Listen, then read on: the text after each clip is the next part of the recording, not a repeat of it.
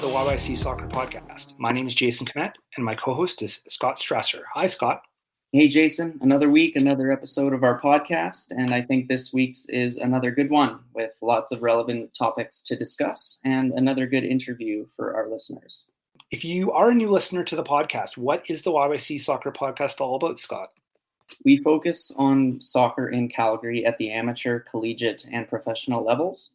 We talk about the teams and the players from the city's soccer community, from grassroots and amateur leagues to the university and professional level. And this week, we are going to talk about a few different things, but I think we're going to really focus on the big match between Foothills WFC and Santa Clarita. It's on Saturday afternoon, a big UWS match, and we have Maya Jones from Foothills to talk about it and what's going on with her this season and the club this season, and also just her career in general. Yeah, an interview with Maya Jones was another great get for our podcast. And it was great to hear her thoughts on the UWS, on Foothills, as well as her NCAA career with the University of Memphis Tigers.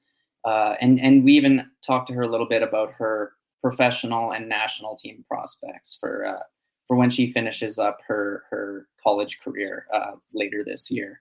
Despite only being 21, Maya Jones is already established as a Foothills WFC veteran, and her career certainly has tremendous promise. So, it was a great opportunity to chat with her earlier today. But before we dive into UWS and Foothills, let's talk a little bit about last weekend's match with the Cavs. They had a pretty convincing 3-1 victory over cellar dweller Vancouver at Spruce Meadows. I thought it was a needed win. It was a convincing win, even though Vancouver is clearly not a powerhouse in the league. Sometimes you just need a win like that to sort of get yourself out of a funk and do what you're supposed to do. And I was really impressed with Meyer Bevan. I thought, he's obviously been scoring a lot of goals for the club, but I was really extra impressed with his performance out there this past weekend. Yeah, Meyer Bevan deserved player of the game once again. 2 goals, and he's such a workhorse up top. He's always hounding the goalkeeper, the other team, whenever they have the ball. He's showing, he's making runs, he's getting on the end of crosses. He clearly has a ton of confidence right now, especially compared to his performances last year, which were usually decent, but there's just been such a progression for him compared to 2022. So he's mentioned that a few times and how important it has been to have the coach's confidence this season. He has the number 9 jersey. He's starting every time he's fit. And the results are clearly paying off, because instead of hoping to score, he looks like a striker that expects to score or thinks he's going to score every time he shoots. And that seemed to be the case last weekend, especially. It was a fairly odd game, I felt. Vancouver took a very early lead after some kind of calamitous trying to play out from the back that Cavalry did. And it was 1-0 very quickly, but then Bevan equalized in the 10th minute. And then Cavalry took a lead about 9 or 10 minutes after that with Bevan again to score, getting his brace. And then Cavalry got a third just 8 minutes later through Sergio Camargo, who nodded home a header after Bevan hit the crossbar. So he was denied his hat trick, but Camargo got on the end of it to make it 3-1. So there were 4 goals scored in the opening 29 minutes, which has been pretty rare at Spruce Meadows this season. And that was followed by more than an hour of playing time where it was kind of obvious that Cavalry was going to hold on to the win. It was just a matter of if it was going to stay 3-1, if it was going to be 4-1, if it was going to be 3-2. There were a few interesting moments in the second half for both teams. Cavalry could have made it 4-1. Gauthier Tigny, in particular, had a really good chance off a cross from the right side, but he kind of whiffed on it. And then in the last 5 minutes, Vancouver hit the crossbar. And had that gone in, I think it would have made for a very interesting end to the game, because Vancouver was honestly playing quite a bit better in the second half, even though their goal came in the first half. They kind of were a little more on the front foot at the end of the game. Yeah, I thought Vancouver did play a bit better in the second half, But yeah, I kind of agree with your assessment. It just felt like the Cavs were not going to really let this one get away on them when they were ahead by 2 goals. Vancouver, they are having the tendency of allowing goals in bunches, and can't do that.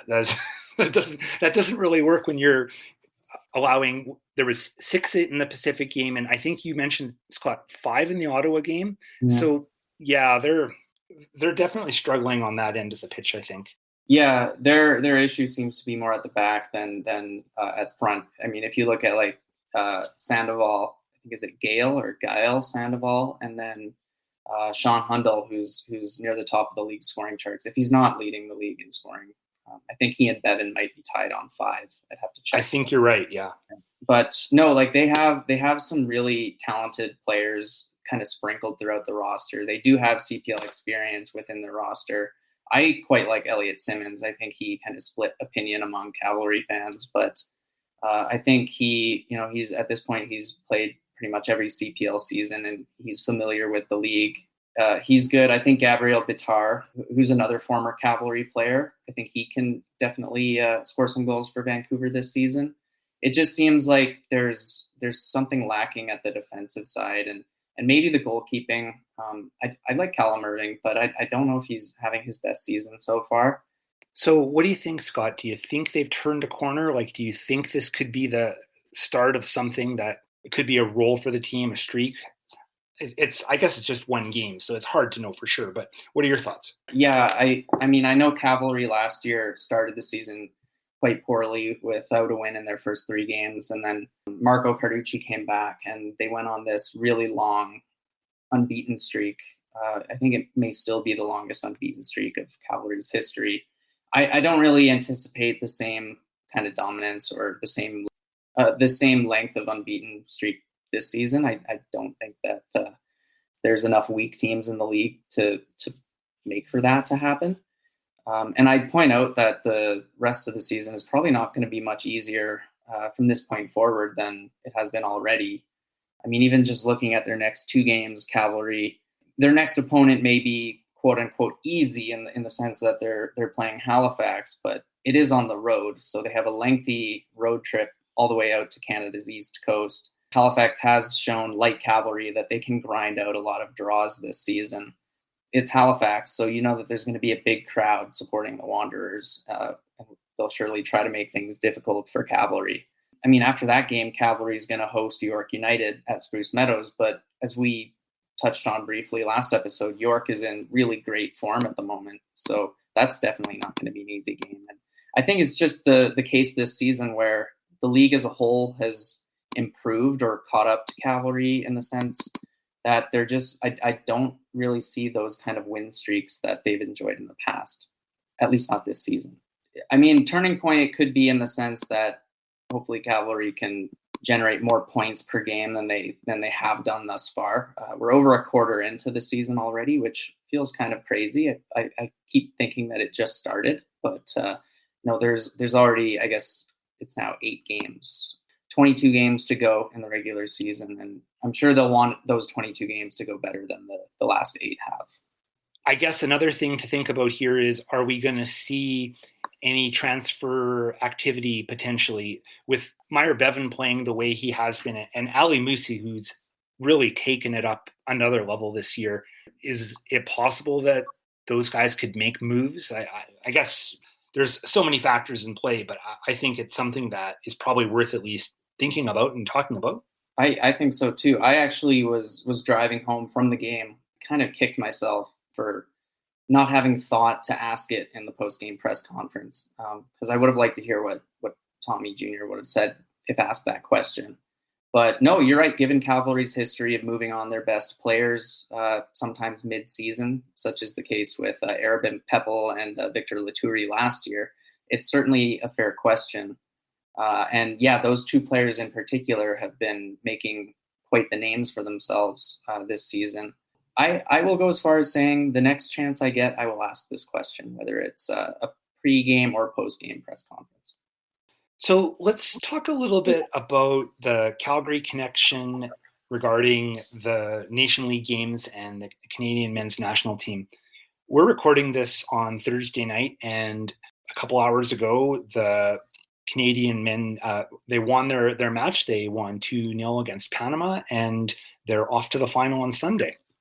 Yeah, so the Mexico-United States game is on as we're recording this. By the time people are listening, we will know who Canada is playing on Sunday for the Nations League, I guess, CONCACAF title, which I will be honest, I haven't paid much attention to Nations League in the past, but the fact that Canada now has a legitimate chance of hoisting their first trophy in 23 years on the men's side, I very much want Canada to win this game on Sunday. Yeah, I mean, in terms of the Calgary connection, there were, as we mentioned last week, 4 players called up who are the same 4 who were called up for Canada's previous window, those being Sam Adekubi, Scott Kennedy, Victor Latourie, and Dominic Zator.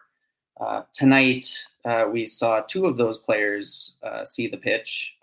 Sam Adekubi started the game and played roughly an hour before getting subbed off. And then either the same substitution or just a few minutes later, Scott Kennedy came on for Alistair Johnston to see out the game at right back and played the last 25 to 30 or so minutes. Yeah, I think it was a separate window of time. I think Kennedy came on by himself, but they were very close together from a timing standpoint. I thought Adekubi played reasonably well, and Kennedy did what he was supposed to do and needed to do as a defensive cover for the last half hour. What do you think, Scott? Yeah, I think Adekubi, the commentators alluded to the fact that he's probably a little further removed from his last game than a lot of other players are. I guess I didn't know when the Turkish season ended, but maybe he hadn't played the last few games for his club in Turkey. But I think it was definitely, he was playing fine. He was doing all right, but it was the right move to bring Davies on for him because there's like the fear in the Panama player's eyes when he trotted onto the pitch, and he immediately made such an impact with that goal. As for Scott Kennedy, I thought he definitely didn't have a good start his first couple of touches, but no, after maybe 5 or so minutes, he definitely settled into the game. And yeah, like you said, he just kind of had to see out the results, and that's exactly what he did. Yeah, so we're going to see that final on Sunday, and I guess we'll see what happens. I think the chances of seeing Zator and Latourie are probably not super high in a championship final, but I guess we'll see. Yeah, I can't remember the last time someone made their national team debut in a championship game, although I'm sure it has happened before. Oh yeah, I'm sure if you go through the records, you'd find some situation, but yeah, I don't think it's going to happen on Sunday. But before we run this interview with Maya Jones, let's talk a little bit about the Foothills match coming up this weekend. Santa Clarita is always the rival for Foothills in this UWS division they're in. They're always jostling for the West Division title. Foothills is 4-0 and Santa Clarita is 3-0. It's shaping up to be a big match like it typically always is. Yeah, so it's going to have, I think, first place ramifications in this regular season for the West Division.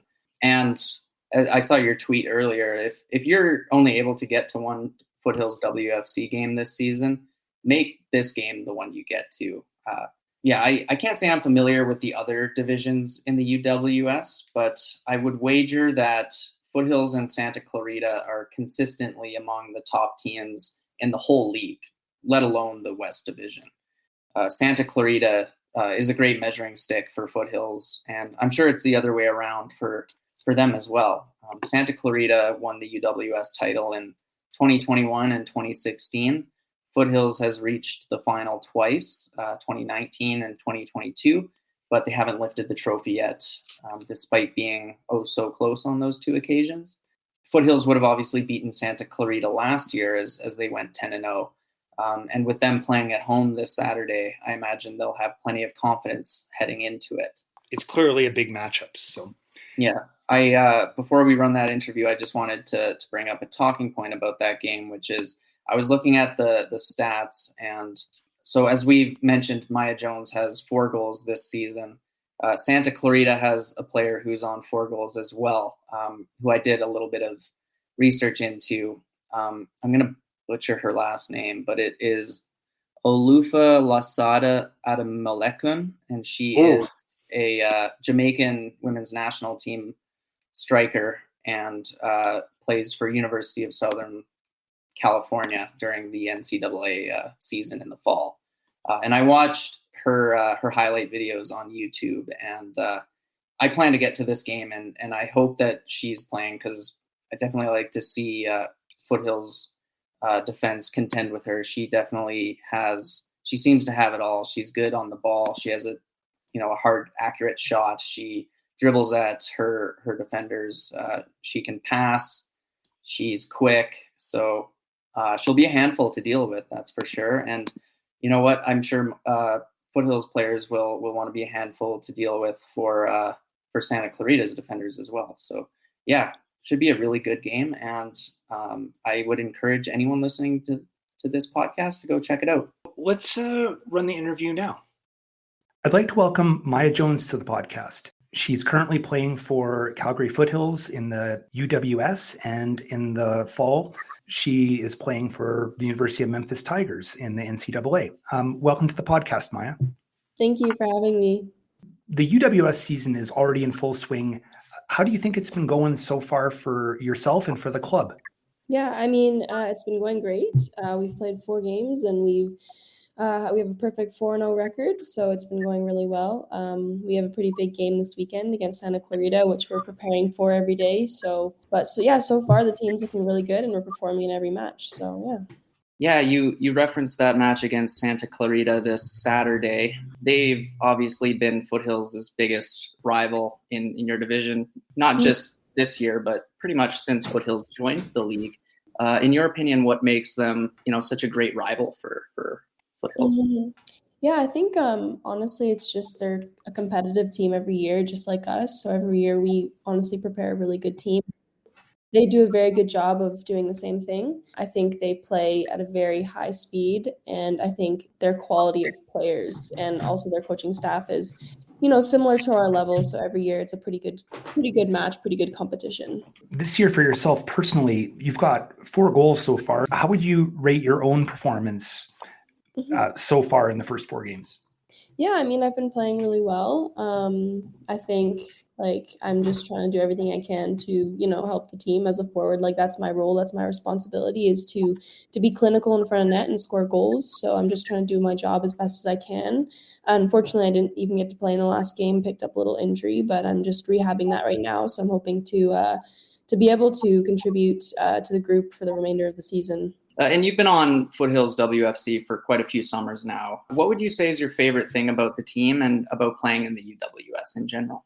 I honestly think it's just the girls and the staff. Every year I come in and it's my summer. I don't really get a whole lot of a break just because I'm coming in from spring season and coming here playing and then going back in the fall and playing again. But I think it's refreshing coming to this group because of how awesome the girls are and how awesome the staff is. And the sessions are really high quality, and I really love that. I'm a competitive person, so I enjoy that type of environment. So I really can't say that everything is fantastic, honestly, when I come and play here. Lots of times on the podcast here, we'll ask, what are the goals for the team this season? I think it's pretty evident on everything that we've heard from other people involved with the organization. You're really looking at the championship this year. Is there anything about this squad this year that you think makes them stronger than ever, that you can get to that final step and lift a trophy? I honestly I'm pretty confident that we can do it this year. Last year I was confident as well, and we were that close to it. And every year that's our goal, is to not only win the conference, but take the whole UWS trophy. And I don't see why we wouldn't be able to get there. I think based on the way we're playing right now, I have very few doubts. And we do have a few really important games coming up, but I'm really confident that this team can win the whole thing potentially. Yeah, it's looked really good so far. The team is playing well. Winning season, can't argue with any of that. Yeah. Shifting focus to your university career, I believe you're entering, is it your 5th year with the University of Memphis Tigers? Yes, yeah. So I'm going into my 5th year. I'll be a 5th year senior, and that's kind of just because of COVID and all that. COVID kind of messed everything up and allowed us to have an additional year. So my focus is kind of on that and having a good season, because obviously that's going to lead into my professional career. So I'm hoping to have a very successful season this coming fall. So Memphis must feel like a pretty comfortable place for you at this point. You've been there for a while. Does it kind of feel like a home away from home for you? And what else do you like in Memphis besides just playing soccer and campus? Yeah, I mean, it's definitely a home away from home. I've been there for so long, so I'm really comfortable there. I think I don't really get a whole ton of time to go and travel around the city, but I think my favorite part is probably just my teammates. They are like a second family to me, so they really make the environment that much better. And I think whenever I go back there, what I look forward to most is kind of getting to hang out with them and play with them and just hang out with them outside of soccer. Yeah, and speaking of your teammates, Maya, there's definitely that Calgary connection too, right? Isabel, Monk, Grace Storty, Anna Howard, they're all from Calgary as well as you. Yep. Yeah. So what was kind of the genesis of that Calgary connection, and how do you feel that has been so far in your time there? Yeah, I mean, I was the first Calgary player to sign there, and I think I had a pretty successful first year, and then I feel like after that, like we kind of started as a Memphis group recruiting from Foothills, and it kind of spiraled from there, and now we have really the top players at Foothills attending Memphis, which is really cool, that connection there, and we've been very successful, and honestly, it kind of helps when I come back and I get to play with Izzy and Grace, because, we just get to fortify that connection all throughout the year, whether it's in summer league and then in the fall as well. Yeah, and I also noticed there's like a German connection with some of the players, like former Bayern Munich members and things like that. Yeah, so we have a bunch of girls that are internationals. Realistically, it's like 50% of our team, which is kind of crazy. But we have a few girls from Japan, a few girls from Europe. We had 2 girls from Netherlands last year. So I think that's just kind of how our recruiting process goes, is we just focus on kind of taking internationals. I don't know if that's our strategy, but it's worked really well for us. Yeah, absolutely. I think the success of the team in recent years has definitely proven that. I'm going to stick with Memphis, but I completely go off of soccer for a second. So I understand you graduated. So with a health sciences degree or something, I think I saw that. What are you taking this upcoming year for your 5th year in school? Yeah, so my plan is I've actually already started it. I've started my MBA.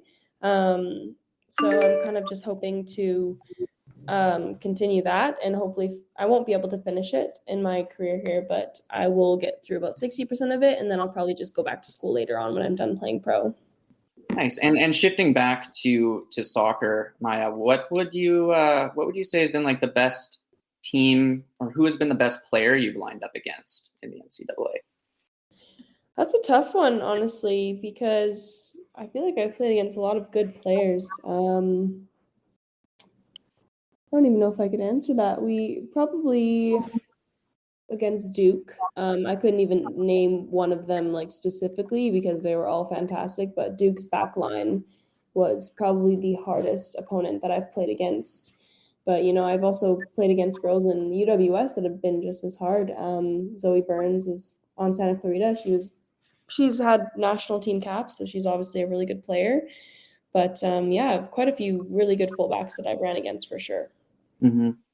And speaking of national team caps, regarding your opponents, I couldn't help but we chatted about a tweet that Foothills put out after your last brace. I think it was on that American trip, where they were kind of tweeting at Canada to let them know that you're ready. So I wanted to ask you what you think about like the prospect of playing for the Canadian women's national team in the near future, and if that's something that is a possibility for yourself. Yeah, obviously, like that's my goal. That's always been my long-term goal, is to play for them. But it kind of just comes with time, and hopefully one day, like I'll get that opportunity. I think for me, I just kind of have to focus on performing every single day that I can, every single game, and hope that I just get recognized. I've played at the U15 T20 levels, so I've had that experience, but it's pretty hard to crack the full team. So I think if I can continue on this good form that I have and go on and play pro, that maybe one day I'll get that opportunity. Right on. Yeah, we're all rooting for you. Thank you.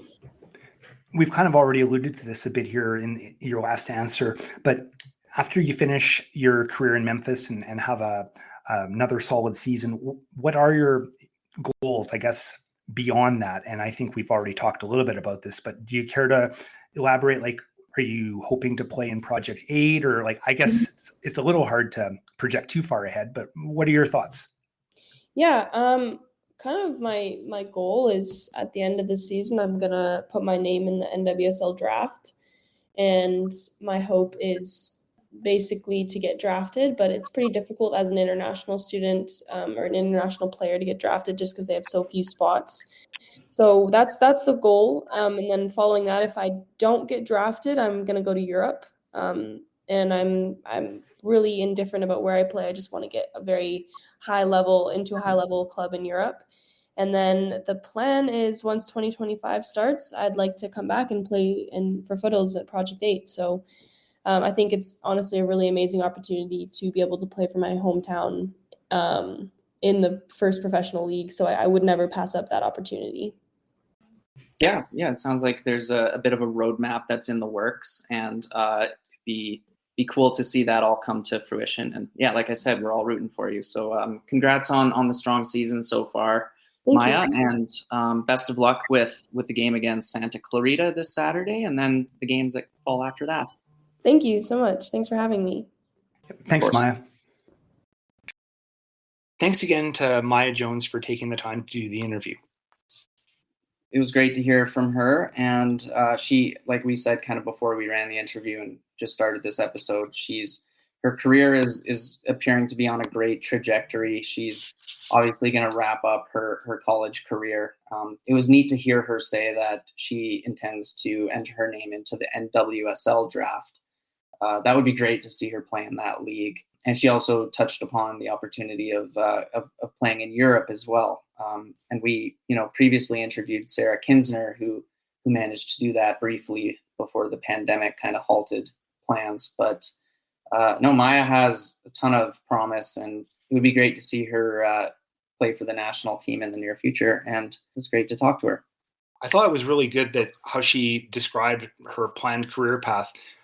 Finish up strong for one more year in the NCAA and then see what happens with the NWSL draft. And yeah, I'm sure there will be opportunities for her, if not in the NWSL, in Europe. I think she'll have a lot of good opportunities by next spring for sure.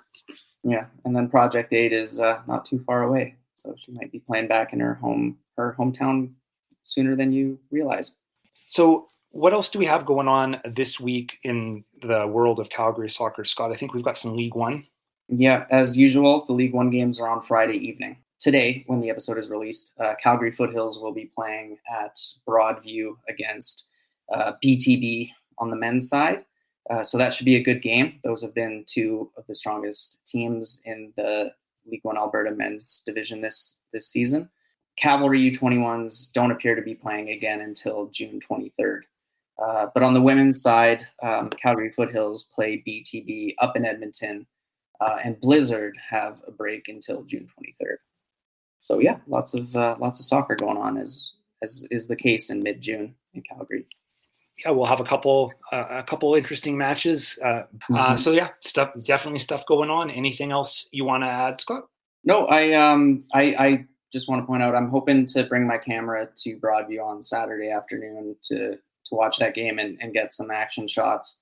And then, yeah, I'm hoping to, I don't know if I'll watch it live, but I want to watch the game obviously on Sunday between Canada and Mexico / United States. I still don't know who is going to be the opponent, but by the time you're listening to this, that will all be determined.